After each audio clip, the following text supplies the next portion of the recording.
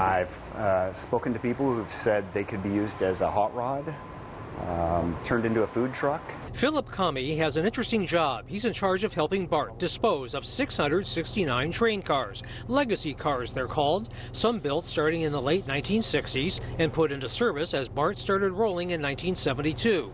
In this age of recycling, he's hoping they can be repurposed by others if they're willing to buy them. No fair market price has been determined, and BART hasn't said how it will use the proceeds. However, the Federal Transit Administration will be getting a cut for providing BART with money to rehab most of the cars in 1998 and 2002.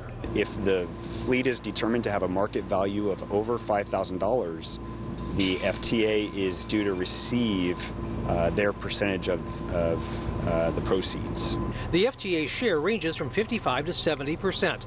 Possible uses for these old cars include museums, food trucks, and homeless shelters. There's a lot of nostalgia around this.